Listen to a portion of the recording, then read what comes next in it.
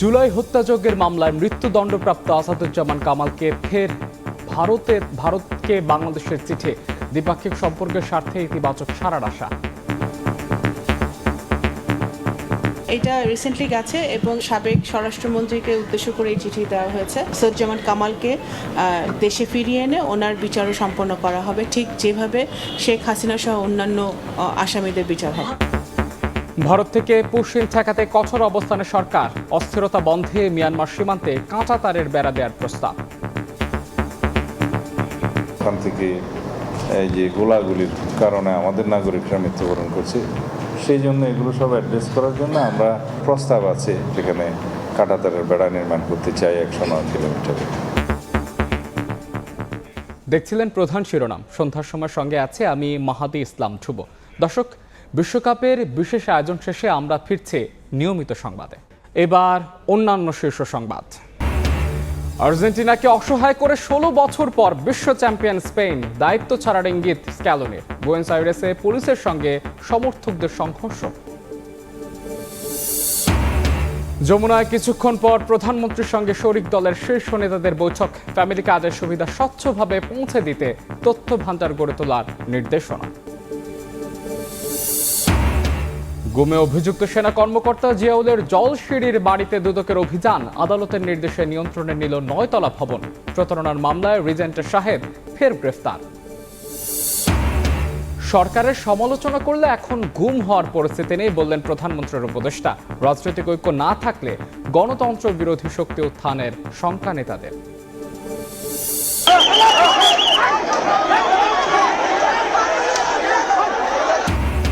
বিক্ষোভের মুখে পার্লামেন্ট ভবন ছাড়লেন মোদি। ককরোচ জনতা পার্টির সমর্থকদের সঙ্গে পুলিশের দফায় দফায় সংঘর্ষ। প্রধানমন্ত্রী ও শিক্ষামন্ত্রীর পদত্যাগ দাবি।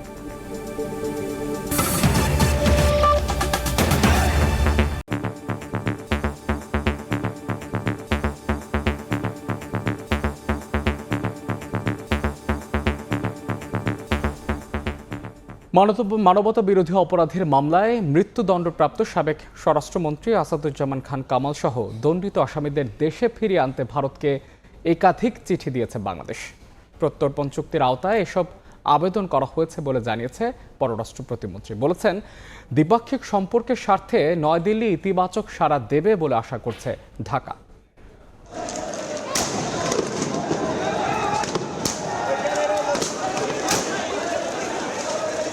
অগ্নিগর্ভ জুলাই, বিক্ষোভের রঙে ছেয়ে যায় গোটা দেশ। ক্ষমতা টিকিয়ে রাখতে গুলি ছোড়ে সরকার, রক্তে রঞ্জিত হয় রাজপথ। গণ অভ্যুত্থানের সময় সংগঠিত মানবতা বিরোধী অপরাধের মামলায় 2025 সালের 17 নভেম্বর ক্ষমতাচ্যুত প্রধানমন্ত্রী শেখ হাসিনা ও সাবেক স্বরাষ্ট্রমন্ত্রী আসাদুজ্জামান খান কামালকে মৃত্যুদণ্ড দেন আন্তর্জাতিক অপরাধ ট্রাইব্যুনাল।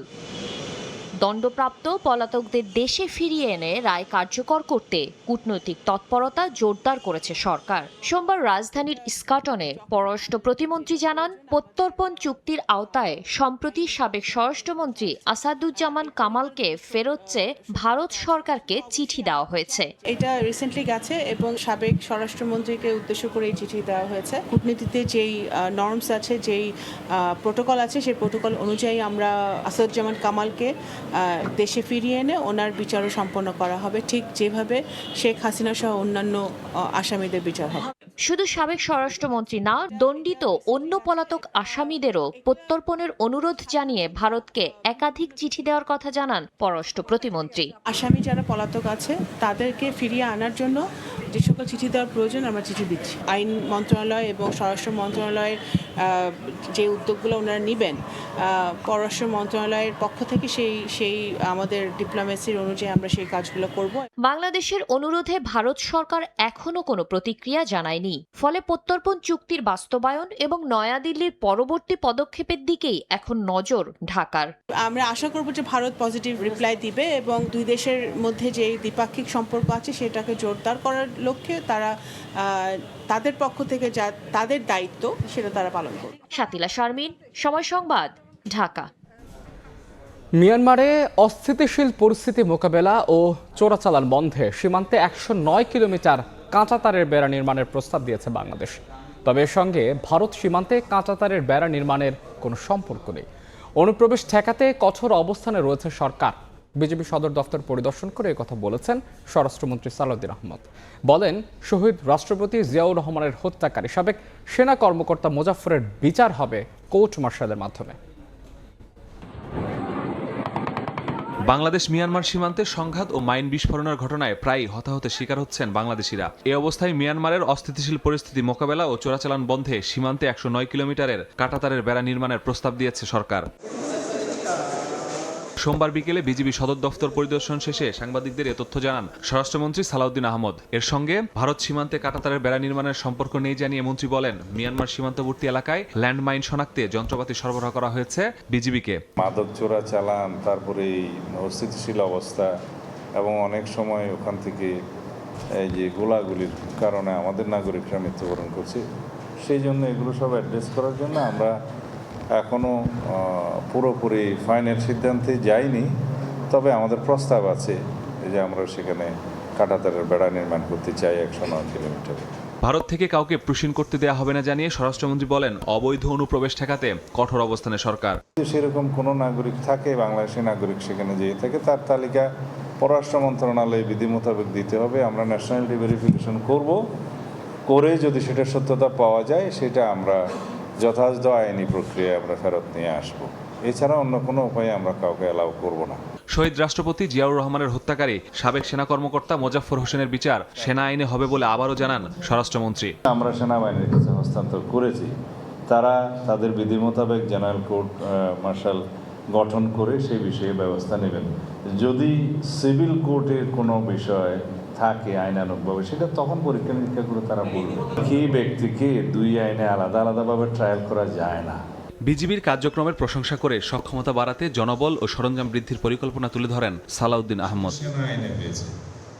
মাসুদুর রহমান, সময় সংবাদ, ঢাকা। বিএনপির শরিক দলের শীর্ষ নেতাদের সঙ্গে রাষ্ট্রীয় অতিথি ভবন যমুনায় বৈঠক করবেন বিএনপি চেয়ারম্যান ও প্রধানমন্ত্রী তারেক রহমান। সেখানে আছেন সহকর্মী স্বপন আহমেদ, যাচ্ছে তার কাছে। স্বপন, সরকার গঠনের পর প্রথমবারের মতো যুগপৎ আন্দোলনে যে সকল দল রয়েছে, অর্থাৎ শরিক রয়েছে বিএনপির সঙ্গে, সেই সকল শরিকদের নিয়ে আজকে রাষ্ট্রীয় অতিথি ভবন যমুনায় প্রধানমন্ত্রী এবং বিএনপি চেয়ারম্যান তারেক রহমান তিনি তাদের সাথে বৈঠক করবেন। বিশেষ বৈঠক বলা না গেলেও এটিকে সৌজন্য সাক্ষাৎ বা শুভেচ্ছা বিনিময় বলা যায়। এবং এই যে সৌজন্য সাক্ষাৎ এবং শুভেচ্ছা বিনিময়, এটি সন্ধ্যা 7:30টার দিকে শুরু হওয়ার কথা রয়েছে। ইতিমধ্যেই কিন্তু এই যে এই আয়োজনে অংশ নেওয়ার জন্য প্রায় 30টির মতো রাজনৈতিক দল তারা এখানে উপস্থিত হয়েছে এবং 30টির মতো রাজনৈতিক দলের প্রায় 150 জন রাজনৈতিক ব্যক্তিত্ব তারা এই আজকের আয়োজনে অংশ নেবেন। ইতিমধ্যেই ধীরে ধীরে অনেক দলের রাজনৈতিক ব্যক্তিবর্গ তারা এখানে উপস্থিত হয়েছেন। অর্থাৎ সন্ধ্যা 6:30টার পর থেকে আমরা দেখছি যে বিভিন্ন যারা এখানে দাওয়াত পেয়েছেন তারা কিন্তু এখানে উপস্থিত হওয়ার জন্য অলরেডি চলে এসেছেন। যদিও প্রধানমন্ত্রী এবং বিএনপি চেয়ারম্যান তারেক রহমান তিনি কিন্তু এখনো আসেননি। তবে 7:30টায় এই যে বৈঠকটি বা এই যে শুভেচ্ছা সাক্ষাৎকার যে এটি আসলে শুরু হবে এবং এটি আরও কি বিষয় নিয়ে আলোচনা হতে পারে এটি বলা না গেলেও ধারণা করা হচ্ছে যে নির্বাচনের আগে বিএনপির পক্ষ থেকে যারা যুগপৎ আন্দোলন সহ বিভিন্ন সময় তাদের সহযোগী ছিলেন তাদের সাথে যে প্রতিশ্রুতিগুলো দেওয়া হয়েছিল সেই সকল প্রতিশ্রুতি নিয়ে হয়তো কথা এখানে উঠতে পারে এবং পরবর্তী ভবিষ্যতে রাজনৈতিক ক্ষেত্রে কি আসলে করতে হবে সেই বিষয়গুলো নিয়েও এখানে আজকের যে আয়োজনটি সেই আয়োজনে উঠে আসতে পারে এমনটি আমরা জানতে পেরেছি। পাশাপাশি যুগপৎ আন্দোলনের সাথে যারা জড়িত বা রাজনৈতিক দলগুলো ছিল তাদেরও যেহেতু সামনে স্থানীয় সরকার নির্বাচনও রয়েছে, তাদের ক্ষেত্রেও আসলে কি বিষয়, অর্থাৎ যুগপৎ আন্দোলনের সাথে জড়িত যে সকল দল রয়েছিল ভবিষ্যতে রাজনৈতিক যে কর্মকাণ্ড কিভাবে কি করা যায় সেই বিষয়গুলো নিয়ে হয়তো এখানে আলোচনা হওয়ার সম্ভাবনা রয়েছে। এটি আসলে বলা যায় যে রাজনৈতিক যে সম্পর্ক তৈরির যে বিষয়গুলো রয়েছে সেটি কিন্তু এই বৈঠকের মধ্যেই ফুটে উঠবে এমনটা ধারণা করা হচ্ছে। তো সব মিলিয়ে বৈঠকটি সন্ধ্যা 7:30টায় শুরু হবে। ইতিমধ্যেই বিভিন্ন রাজনৈতিক দলের নেতারা এখানে উপস্থিত হয়েছেন। প্রধানমন্ত্রী আসার সাথে সাথেই সন্ধ্যা 7:30টা থেকেই আয়োজনটি শুরু হবে। তো এখন পর্যন্ত যমুনা থেকে এই ছিল আমার কাছে আজকের যে যুগপৎ আন্দোলনে অংশ নেওয়ার বিএনপির সাথে যে সকল রাজনৈতিক দল তাদের নিয়ে যে আয়োজন সেখান থেকে সবশেষ অবস্থা। কিছুক্ষণ পর রাষ্ট্রীয় অতিথি ভবন যমুনায় প্রধানমন্ত্রীর সঙ্গে বৈঠক করবেন বিএনপির শরিক দলের নেতাকর্মীরা। সে বিষয়ে বিস্তারিত জানাচ্ছিলেন সহকর্মী স্বপন আহমেদ। অন্য প্রসঙ্গ, দেশের প্রকৃত উপকারভোগীদের কাছে ফ্যামিলি কার্ডের সুবিধা স্বচ্ছ ও নির্ভুলভাবে পৌঁছে দিতে তথ্য ভান্ডার গড়ে তোলার উপর গুরুত্ব দিয়েছেন প্রধানমন্ত্রী তারেক রহমান। সোমবার সচিবালয়ে মন্ত্রিপরিষদ বিভাগে ফ্যামিলি কার্ড কার্যক্রম সম্প্রসারণ পরিকল্পনা নিয়ে বৈঠক অনুষ্ঠিত হয়। এ সময় প্রধানমন্ত্রী প্রকৃত উপকারভোগীদের তথ্য সংগ্রহ, যাচাই বাছাই এবং উপকারভোগী নির্বাচন প্রক্রিয়ার প্রতিটি ধাপে সর্বোচ্চ স্বচ্ছতা ও জবাবদিহি নিশ্চিত করার জন্য সংশ্লিষ্টদের নির্দেশনা দেন।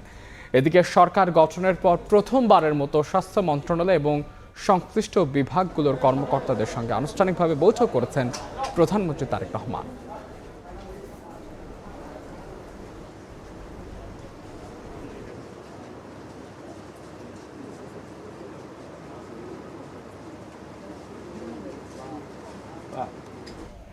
সন্ধ্যার সময় আরও থাকছে পাহাড়ি ঢলের তোড়ে শেরপুরে ভাঙল বেইলি ব্রিজ, 3 জনকে জীবিত উদ্ধার। তিস্তার পানি বাড়ায় খুলে দেওয়া হলো জলকপাট। উত্তর ও মধ্যাঞ্চলে অতি ভারী বৃষ্টির পূর্বাভাস। সরকারের সমালোচনা করলে এখন গুম হওয়ার পরিস্থিতি নেই বলে মন্তব্য করেছেন প্রধানমন্ত্রীর রাজনৈতিক উপদেষ্টা রুহুল কবির রিজভী। তিনি বলেন, বাক স্বাধীনতা নিশ্চিত করেছে জুলাই বিপ্লব, আর রাজনৈতিক ঐক্য না থাকলে গণতন্ত্র বিরোধী শক্তি উত্থানের শঙ্কা জানিয়েছেন বিএনপির ভাইস চেয়ারম্যান শামসুজ্জামান দুদু। সোমবার সকালে রাজধানীর উত্তরায় আইইউবিটি ক্যাম্পাসে তরুণের স্টার্টআপ ও সম্ভাবনার বাংলাদেশ শীর্ষক সেমিনারে অংশ নেন প্রধানমন্ত্রীর রাজনৈতিক উপদেষ্টা রুহুল কবির রিজভী। বলেন, সরকারের সমালোচনা করলেও এখন আর গুম হওয়ার শঙ্কা নেই। জুলাই সনদ, এটা নিয়ে সরকার বা সরকারি দল, সরকারের সাথে বিরোধী দলগুলা আলোচনা করে আরও যদি কিছু সেখানে কথা বলার থাকে, কিছু সংযোজন করা থাকে, সেটা করতে অসুবিধা কোথায়? সেটা করে যেগুলো আইনীকরণ করা দরকার পার্লামেন্টে, যেগুলো যে সংবিধান সংশোধন করা দরকার, সেগুলো করে আমাদেরকে জুলাই সনদকে প্রতিষ্ঠা করতে হবে। জাতীয় প্রেস ক্লাবের এক মতবিনিময় সভায় বিএনপির ভাইস চেয়ারম্যান শামসুজ্জামান দুদু বলেন, বর্তমান সময়ের সবচেয়ে বড় চ্যালেঞ্জ গণতন্ত্রকে সুরক্ষিত রাখা। এ সময় প্রধানমন্ত্রী তারেক রহমান দেশ গড়ার যে আশা দেখিয়েছেন তা বাস্তবায়নে সবাইকে তার পাশে থাকার আহ্বান জানান তিনি। গণতন্ত্র এখন সবচেয়ে বড় চ্যালেঞ্জের মধ্যে আছে, অর্থাৎ মহল বিশেষ এই দেশটাকে যারা ধ্বংস করতে চায়, পার্শ্ববর্তী দেশেও এখানে বসে আছে, যারা শহীদ জিয়াকে হত্যা করেছেন, এখন সেসব সংবাদ আমরা দেখতে পাচ্ছি, কারা সেই হত্যাকারীদের জায়গা দিয়েছে। একই অনুষ্ঠানে শিক্ষা খাতে নানা অনিয়ম ও অনৈতিকতার অভিযোগ তুলে ধরেন বিএনপির চেয়ারম্যানের উপদেষ্টা সৈয়দ মোয়াজ্জেম হোসেন আলাল।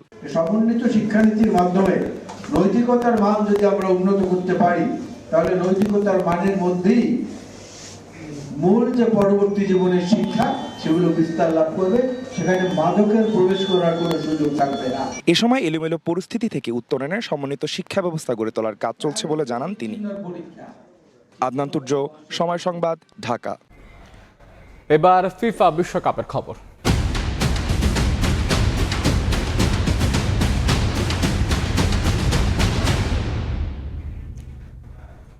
নিজ দেশে ফিরল বিশ্ব চ্যাম্পিয়ন স্পেন। কিছুক্ষণ আগে নিউ ইয়র্ক থেকে স্পেন জাতীয় দলকে বহনকারী বিমানটি অবতরণ করে মাদ্রিদের বারহাস বিমানবন্দরে। সেখানে রদ্রিদের বরণ করে নেন দেশটির ফুটবল ফেডারেশনের কর্তারা। বিমান থেকে ট্রফি হাতে নেমে এসে ফটো সেশনে যোগ দেন রদ্রি।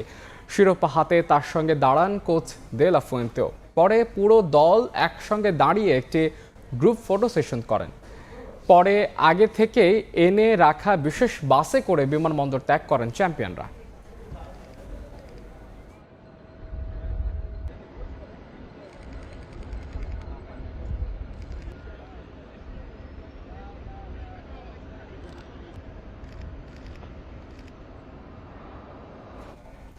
আর্জেন্টিনাকে অসহায় করে 16 বছর পর বিশ্ব চ্যাম্পিয়ন স্পেন।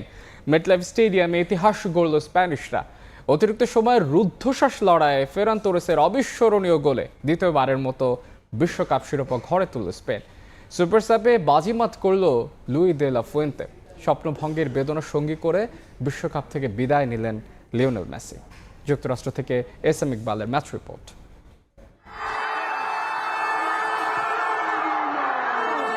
রেফারির শেষ বাঁশি, নিউ জার্সির সবুজ ঘাসে লুটিয়ে পড়ল আর্জেন্টিনা। অন্যদিকে স্পেন তখন বিশ্বজয়ের আনন্দে আত্মহারা। লুই দে লা ফুয়েন্তের হাত ধরে 16 বছরের অপেক্ষার অবসান। অমরত্বের ছোঁয়া পেলেন ফেরান তরেস, রদ্রি, লামিনে ইয়ামালরা। ফাইনালের ছোট্ট একটা প্রি শো শেষে মেসির কিক অফ, শুরু হয়ে যায় দুদলের অমরত্বের লড়াই। আর্জেন্টিনা ছোট ছোট পাসে বল দখলের চেষ্টা করলেও দ্রুতই স্পেনের রিকভার। মাত্র 5 মিনিটেই হৃদয়ে কাঁপন ধরিয়ে দেয়া লামিনে ইয়ামালের প্রচেষ্টা নিদারুণ দক্ষতায় বর্তমান চ্যাম্পিয়নদের রক্ষা করেন এমি মার্তিনেজ। হাড্ডাহাড্ডি লড়াইয়ের আভাস থাকলেও শিরোপার লড়াইয়ে স্পেনের স্পষ্ট আধিপত্য। ছোট ছোট পাসে গ্যাপ তৈরি করে আবারও তারা আক্রমণে যায় 17 মিনিটে। এবার লেফট উইং ধরে লামিনের প্রচেষ্টা, কিন্তু কাঙ্ক্ষিত স্ট্রাইকারকে খুঁজে নেওয়ার আগেই তা বাধা পায় এমির গ্লাভসে। এরপর 39 মিনিটে বিশ্বস্ত হাতে স্পেনের আরো একটা আক্রমণ রুখে দেন তিনি। পুরো প্রথমার্ধ জুড়ে চলতে থাকে স্পেনিয়ারদের আধিপত্য। 43 মিনিটে চমৎকার একটি সুযোগ তৈরি করেন কুকুরেয়া, কিন্তু তা অল্পের জন্য লক্ষ্যচ্যুত হয়। বিরতির পর আর্জেন্টিনার ভুলের সুযোগ নিয়ে গোলে শট নেয় স্পেন, কিন্তু তা রুখে দেন এমি। 55 মিনিটে স্পেনের আক্রমণ ক্লিয়ার করেন ওতামেন্ডি, এরপরই দলকে রক্ষা করেন মন্টিয়েল। 67 মিনিটে গোলের খুব কাছে চলে যায় স্পেন, তবে বদলে নামা ফেরান তোরেসের শট সরাসরি এমির গ্লাভসে চলে গেলে বঞ্চিত হয় লা রোহা। 81 মিনিটে দলকে আবারও রক্ষা করেন বাজ পাখি। এক্সট্রা টাইমে ম্যাচে চরম নাটকীয়তা। প্রথমবারের মতো স্পেনের পোস্টে শট রাখে আর্জেন্টিনা, সেটা রক্ষা করেন স্প্যানিয়ার্ড গোলি। কাউন্টার অ্যাটাকে দুর্দান্ত সুযোগ পেয়েও তা কাজে লাগাতে ব্যর্থ হন নিকো উইলিয়ামস। এরপরই লাল কার্ড দেখে মাঠ ছাড়েন এনজো ফার্নান্দেজ। তার চেয়েও নাটকীয় পরিবেশ তৈরি হয় অন্তিম মুহূর্তে স্পেন আর্জেন্টিনার বিপজ্জনক জায়গায় ফ্রি কিক পেলে, তবে এবারও ত্রাতা হয়ে লামিনের শট থেকে দলকে রক্ষা করেন এমি। 11 জন নিয়ে মাঠে নামলো, এদিন একাই লড়ে গেছেন এমি মার্তিনেজ। স্পেনের সামনে তিনি যেন হয়ে উঠেছিলেন দুর্ভেদ্য দেয়াল। তার আরো একটা দৃষ্টান্ত তিনি স্থাপন করেন নিকোর হেড থেকে। এর কিছুক্ষণ পর স্পেন আর্জেন্টিনার জাল খুঁজে পেলেও তা বাতিল হয় ফাউলের জন্য। এবারে বিশ্বকাপে যে দলগুলো ডুবেছে তাদের অধিকাংশই অতিরিক্ত রক্ষণাত্মক খেলার জন্য, আর্জেন্টিনাও তাই। এজন্য আর শেষ রক্ষা হয়নি তাদের। 106 মিনিটে অবশেষে জাল খুঁজে পান ফেরান তোরেস। স্বপ্ন ফিকে হতে শুরু করে স্ক্যালোনি শিষ্যদের। নামে ফাইনাল হলেও নিউ জার্সিতে শুধু খেলেছে স্পেন। আর্জেন্টিনা যেন ছিল শুধু দর্শকের ভূমিকায়। পুরো ম্যাচে স্পেনের 20 শটের বিপরীতে আর্জেন্টিনার ছিল মাত্র 2টি, আর লক্ষ্যে একটিও নয়। যথেষ্ট যোগ্য দল হিসেবেই স্পেনের হাতে উঠল বিশ্বকাপের শিরোপা। ফাইনালে তারা যেভাবে পারফর্ম করেছে, এর ব্যত্যয় ঘটলে হয়তোবা নষ্ট হতো ফাইনালের সৌন্দর্য। পক্ষান্তরে আর্জেন্টিনা যেন শুরু থেকেই ছিল ম্যাচটা এক্সট্রা টাইমে নিয়ে যাওয়ার লক্ষ্য নিয়ে। এমি মার্তিনেজ চেষ্টা করেছেন, কিন্তু শেষ পর্যন্ত তিনি ব্যর্থ হয় আরো একটা বিশ্বকাপ উদযাপন থেকে বঞ্চিত হলেন লিওনেল মেসিরা। নিউ জার্সির মেটলাইফ স্টেডিয়াম থেকে এসএম ইকবাল, সময় সংবাদ, যুক্তরাষ্ট্র। ফাইনাল হারের পর সংবাদ সম্মেলনে আবেগ আপ্লুত হয়ে পড়েন লিওনেল স্কেলোনি। কান্না বিজড়িত কণ্ঠে বলেন, নিজের দল নিয়ে গর্বিত তিনি। আর্জেন্টিনাকে বিশ্বকাপ ও কোপা আমেরিকা জেতানো কোচ ইঙ্গিত দেন ডিসেম্বরের পরেই ছাড়তে পারেন তার এই গুরু দায়িত্ব। যদিও লিওনেল মেসির ভবিষ্যৎ নিয়ে ধ্বংসা রেখেছেন আলবিসেলেস্তে কোচ। যুক্তরাষ্ট্র থেকে সাজিদ মুসাহিদের রিপোর্ট।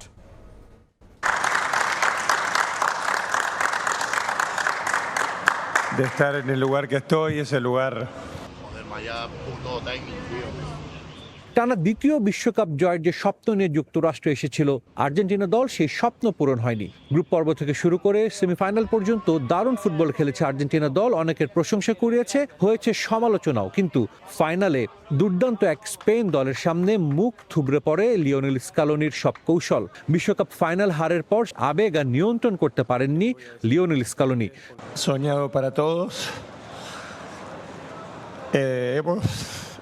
আমার খুবই কষ্ট হচ্ছে, তবে এটাও জানি ছেলেরা মাঠে নিজেদের সর্বস্ব উজাড় করে দিয়েছে। এই দলটার প্রতি আমি চিরকৃতজ্ঞ। সত্যি বলতে স্পেনই ভালো খেলেছে, তবু এই দল যা করেছে তা নিয়ে আমার অসংখ্য গর্বের স্মৃতি থাকবে। আমরা যা অর্জন করেছি সেটার যথাযথ মূল্যায়ন করা উচিত। আজ আমরা দেখিয়েছি কিভাবে হার মেনে নিতে হয়। আমরা ম্যাচ হেরেছি এবং সেটি মেনে নিচ্ছি, কিন্তু তাই বলে এতদিন ধরে যা করেছি তা ভুলে যাওয়া যাবে না। লিওনেল স্কালোনি কথা বলেছেন তার ভবিষ্যৎ নিয়েও। স্কালোনির সাথে এফ এর চুক্তি রয়েছে চলতি বছরের ডিসেম্বর পর্যন্ত। সেই ডিসেম্বর পর্যন্ত তিনি আর্জেন্টিনা দলের কোচের দায়িত্ব পালন করবেন বলে নিশ্চয়তা দিয়েছেন। তবে এরপর তার ভবিষ্যৎ নিয়ে কিন্তু তিনি কোনো সিদ্ধান্ত জানাননি। আর্জেন্টিনা ফুটবল অ্যাসোসিয়েশনের সভাপতি চিকি তাপিয়ার সঙ্গে বৈঠক করতে চান লিওনেল স্কালোনি এবং এরপরই তিনি সিদ্ধান্ত নেবেন ভবিষ্যতে তিনি আর্জেন্টিনা দলের কোচ থাকবেন কিনা সরে যাবেন। En mi vida pensé que pensamos todos los chicos del cuerpo técnico. লিওর সঙ্গে তার বিষয়ে এখনো কথা হয়নি। আমার বিষয়টা নিয়ে আমি সভাপতির সঙ্গে কথা বলবো। আমি কি করতে চাই সে বিষয়ে একটা ধারণা আছে। আপাতত চুক্তির মেয়াদ পূরণ করব, তারপর দেখা যাবে। একটু সময় নিয়ে ভাবতে হবে। Volver a resetearse, volver a formar un grupo como este.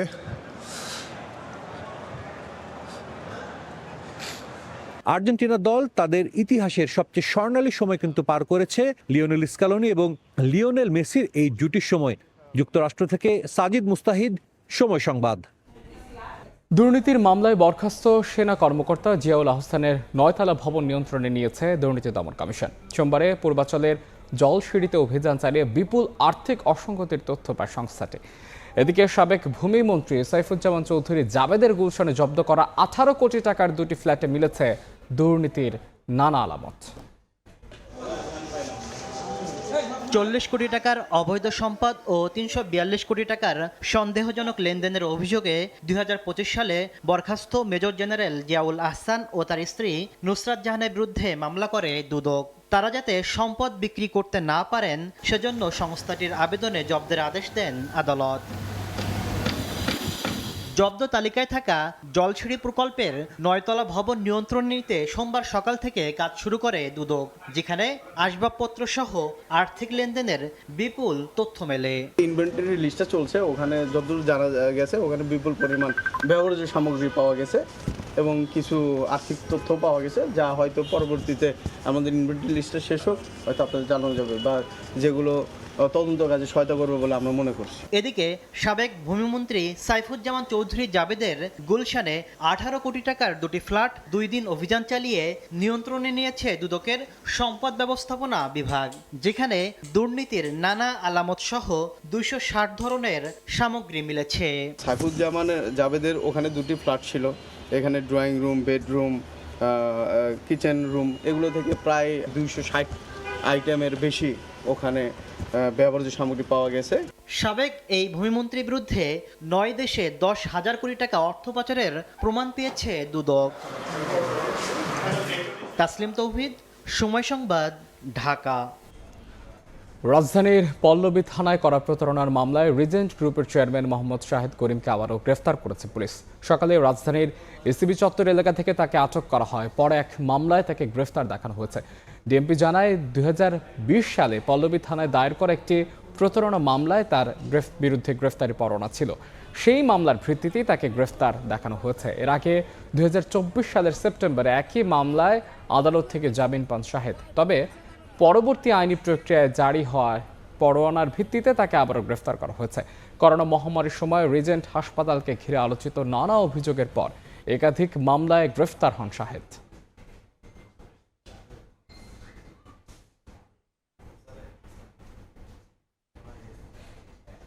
সন্ধ্যার সময় আরও থাকছে।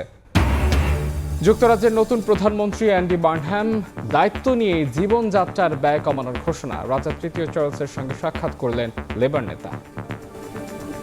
শিশু ধর্ষণ ও হত্যার আলাদা মামলায় চুয়াডাঙ্গা, মাগুরা ও চট্টগ্রামে 3 জনের মৃত্যুদণ্ডের আদেশ দিয়েছেন আদালত। 2023 সালের 21 ডিসেম্বর চুয়াডাঙ্গার জীবননগরে শিশু মরিয়মকে ধর্ষণের পর গলা কেটে হত্যা করে ভ্যান চালক আবুল হোসেন ফটিক। এই ঘটনায় নিহতের বাবা মামলা করেন। দীর্ঘ শুনানি শেষে দুপুরে জেলার নারী ও শিশু নির্যাতন দমন ট্রাইব্যুনালে বিচারক মোহাম্মদ মুক্তাগির আলম তার মৃত্যুদণ্ডের আদেশ দেন। এদিকে মাগুরায় 2022 সালের 17 মার্চ স্কুল ছাত্রী রাজিয়া খাতুনকে ধর্ষণের পর হত্যা করে প্রতিবেশী হাসান শেখ।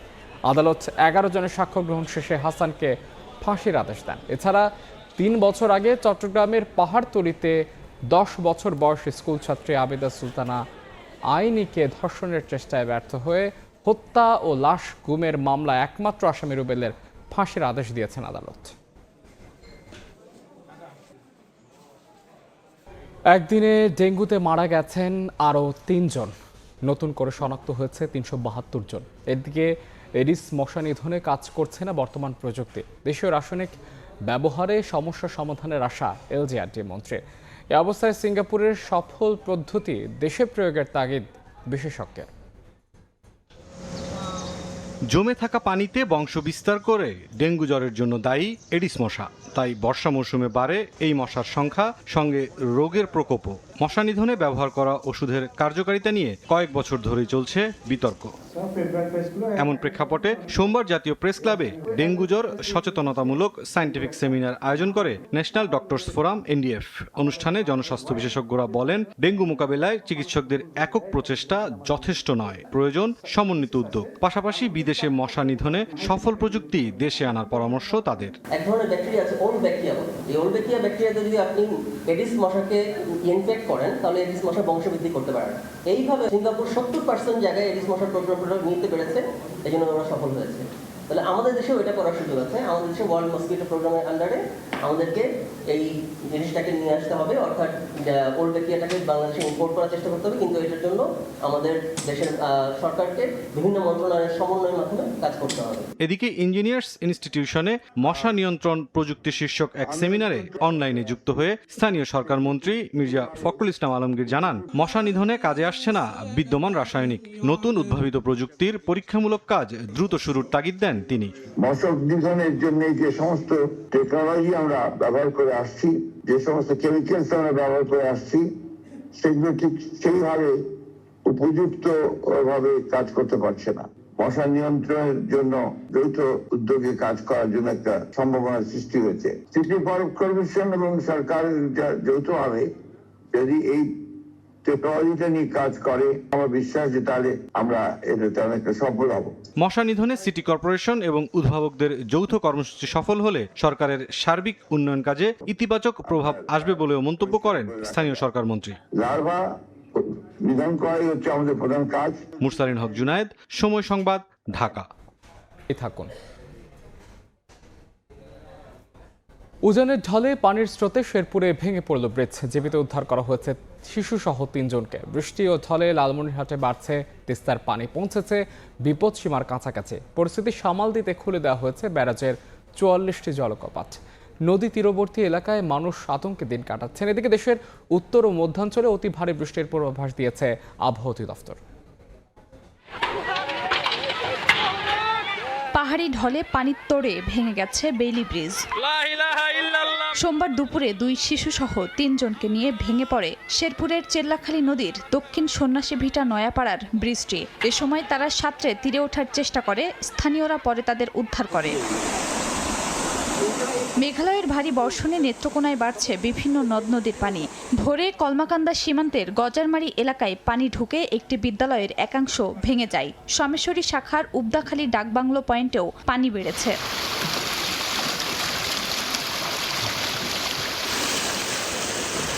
উজানের ঢল আর বৃষ্টিতে বাড়ছে তিস্তার পানি। ডালিয়া পয়েন্টে ওঠানামা করছে পানি। এরই মধ্যে তিস্তা ব্যারাজের 44টি জলকপাট খুলে দিয়েছে পানি উন্নয়ন বোর্ড। সোমবার সকাল থেকে দেশের বিভিন্ন স্থানে থেমে থেমে বৃষ্টি হয়। আবহাওয়া অফিস বলছে, ঢাকা, রংপুর, ময়মনসিংহ ও সিলেট বিভাগে ভারী থেকে অতি ভারী বৃষ্টি হতে পারে। চট্টগ্রাম বিভাগ ছাড়া আর বাকি যে 7টা বিভাগ আছে, সব বিভাগের জন্যই ভারী থেকে অতি ভারী বর্ষণের একটা সতর্কবার্তা জারি করা হয়েছে। ভারী বর্ষণের সতর্কবার্তা জারি করেছি, পাশাপাশি বলেছে যে ঢাকা মহানগরীতে অস্থায়ীভাবে জলাবদ্ধতা তৈরি হতে পারে। 23 তারিখ থেকে দেশের দক্ষিণাঞ্চল, বিশেষ করে চট্টগ্রাম বিভাগে ভারী বর্ষণের পূর্বাভাস দিয়েছে আবহাওয়া অফিস। খাদিজা স্বপ্না, সময় সংবাদ। নিষ্কাশনের ব্যবস্থা কম থাকায় অল্প বৃষ্টিতে সড়কে পানি জমে যায় বলে মন্তব্য করেছেন ঢাকা দক্ষিণ সিটি কর্পোরেশনের প্রশাসক মোহাম্মদ আব্দুস সালাম। মতিঝিলে শাপলা চত্বরের সামনে বৃক্ষরোপণ কর্মসূচিতে তিনি বলেন, বৃষ্টির পানি খাল বিলে ধারণ ক্ষমতার ব্যবস্থা কম, তাই খাল বিল দখলমুক্ত করতে হবে। একটু বৃষ্টি হলেই যে আজকে পানি জমে যায়, এর মূল কারণটাই হলো যে আজকে পানি নিষ্কাশনের ব্যবস্থাটা কম। এই বৃষ্টির পানি খোলা খাল বিলে যে ধারণ করব সেই সম্ভাবনাও কম, কারণ আজকে খাল বিলগুলো সব ভরাট হয়ে গেছে, না হয় দখল হয়ে গেছে। এগুলোর হাত থেকে আমাদের এই খাল বিলগুলোকে মুক্ত করতে হবে। দেশের বাইরের খবর। ককরোচ জনতা পার্টির বিক্ষোভের মুখে পার্লামেন্ট ছেড়েছেন ভারতের প্রধানমন্ত্রী নরেন্দ্র মোদী। বেশ কয়েকটি ভারতীয় গণমাধ্যম এই তথ্য প্রকাশ করেছে।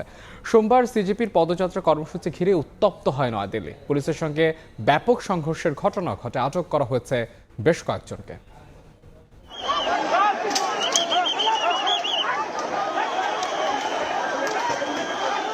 লাঠিচার্জ, ধস্তাধস্তি আর আটক, এমন উত্তেজনার মধ্যেই শুরু হয় ভারতের দিল্লিতে ককরোচ জনতা পার্টির পার্লামেন্ট অভিমুখে পদযাত্রার কর্মসূচি। সোমবার পার্লামেন্ট ভবনের দিকে মিছিল নিয়ে এগোতে চাইলে পুলিশ ব্যারিকেড দিয়ে আন্দোলনকারীদের পথ আটকে দেয়। এক পর্যায়ে সিজিপির সদস্যদের ছত্রভঙ্গ করতে লাঠিচার্জ করে নিরাপত্তা বাহিনী। করা হয় বেশ কয়েকজনকে। নারী আন্দোলনকারীদেরকেও মারধর করা হয়েছে বলে অভিযোগ করেছে সিজিপি। দুপক্ষের সংঘর্ষে পুলিশ সদস্য আহত হয়েছেন বলে জানা গেছে। তরুণদের স্বার্থে প্রয়োজনে নিজের রক্ত দিতেও প্রস্তুত বলে জানান আন্দোলনকারীরা। এমনকি শিক্ষামন্ত্রী ধর্মেন্দ্র প্রধান পদত্যাগ না করলে আত্মহত্যার হুমকিও দেন কেউ কেউ। শান্তিপূর্ণ আন্দোলনের কণ্ঠ বারবার দমিয়ে দেওয়া হচ্ছে বলে অভিযোগ তোলেন অনেকে। তবে একটি কণ্ঠ রোধ করা হলেও হাজারো নতুন কণ্ঠ তৈরি হবে বলে হুঁশিয়ারি দেওয়া হয়। এর আগে সিজিবির কর্মসূচি রুখতে ও আইন শৃঙ্খলা বজায় রাখতে যন্তর মন্তর সহ আশপাশের এলাকায় শত শত পুলিশ এবং আধা সামরিক বাহিনীর সদস্য মোতায়েন করা হয়। দিল্লি পুলিশ স্পষ্ট জানায় এই পদযাত্রার কোনো অনুমতি দেওয়া হয়নি। কর্মসূচি ঘিরে দিল্লির বিভিন্ন স্থানে মোবাইল ইন্টারনেট বন্ধ রাখা হয় বলে জানিয়েছে গণমাধ্যম এনডিটিভি। এদিকে ভারতের শিক্ষা ব্যবস্থায় জবাবদিহি নিশ্চিত সহ 3টি শর্ত পূরণ করা হলে অনশন ভাঙবেন বলে জানিয়েছেন শিক্ষাবিদ ও পরিবেশ কর্মী সোনম ওয়াংচুক। 20 দিনের বেশি সময় ধরে অনশনে থাকা ওয়াংচুক দিল্লির সাফদারজং হাসপাতালে থেকে হাতে লেখা এক চিঠিতে এ ঘোষণা দেন। সামাজিক যোগাযোগ মাধ্যমে শুরু হওয়া ব্যঙ্গাত্মক উদ্যোগ থেকে জন্ম নেওয়া ককরোচ আন্দোলন এখন ভারতের তরুণদের বড় একটি প্রতিবাদে রূপ নিয়েছে। নিট পরীক্ষায় অনিয়ম, প্রশ্ন ফাঁস, উচ্চ বেকারত্ব ও কর্মসংস্থানের সংকটকে সামনে এনে আন্দোলনটি দ্রুত জনপ্রিয়তা পেয়েছে। অনশনরত পরিবেশ কর্মী সোনম ওয়াংচুককে হাসপাতালে নেওয়ার পর আন্দোলনে আরও গতি আসে। বিশ্লেষকদের মতে প্রধানমন্ত্রী নরেন্দ্র মোদীর 3য় মেয়াদে এটি এখন পর্যন্ত সবচেয়ে বড় জনবিক্ষোভে পরিণত হয়েছে। কাকুলি আখতার, সময় সংবাদ। যুক্তরাজ্যের প্রধানমন্ত্রী হিসেবে দায়িত্ব নিলেন লেবার নেতা অ্যান্ডি বার্নহ্যাম। 56 বছর বয়সী বার্নহ্যাম কিয়ার স্টারমারের স্থলাভিষিক্ত হলেন। সোমবার 10 নম্বর ডাইনিং স্ট্রিটের প্রথম ভাষণে জীবনযাত্রার ব্যয় কমানোর উপর গুরুত্ব দেন তিনি। এর আগে বাকিংহ্যাম প্যালেসে রাজা 3য় চার্লসের সঙ্গে সাক্ষাৎ করে সরকার গঠনের অনুমতি দেন বার্নহ্যাম। প্রায় 1 দশক ধরে গ্রেটার ম্যানচেস্টারের মেয়র হিসেবে দায়িত্ব পালনের পর দেশটির প্রধানমন্ত্রী হলেন এই লেবার নেতা। এদিন আনুষ্ঠানিকভাবে পদত্যাগ করেন কিয়ার স্টারমার। অ্যান্ডি বার্নহ্যামের প্রতি নিজের পূর্ণ সমর্থন ব্যক্ত করেন তিনি।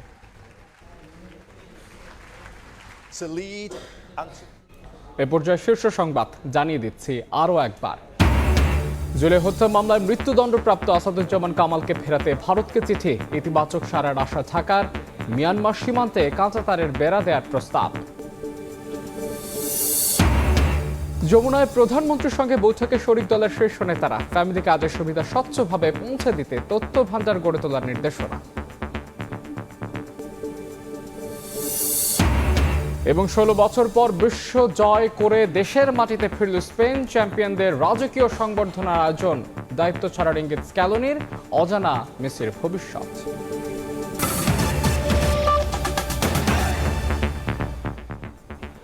দর্শক, এই ছিল সন্ধ্যার সময়ের এখনকার আয়োজন। এরপর জনপদের সময়ের সঙ্গে থাকবেন সহকর্মী সাইফুল রুদ্র। ধ্রুব, আপনাকে ধন্যবাদ। জনপদের সময় নিয়ে আসছি কিছুক্ষণ পর, সঙ্গে থাকুন সময়ের।